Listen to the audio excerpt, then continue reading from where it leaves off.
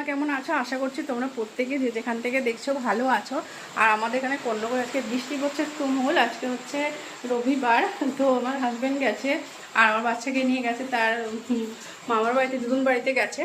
তো সেখানে আমার হাজব্যান্ড খুব ঘুড়ি ওড়াতে ভালোবাসে, সেই কারণে তো ঘুড়ি ওড়াচ্ছিল। আর আমার মেয়ে গেছে ওখানে গিয়ে খেলাধুলা করেছে, একবার রাত্রি খাওয়া দাওয়া করে আসবে। আমার এখন কিছু রান্নাবান্না হয়নি, তবে অনেক পেন্ডিং কাজ ছিল, সেগুলো সব করলাম।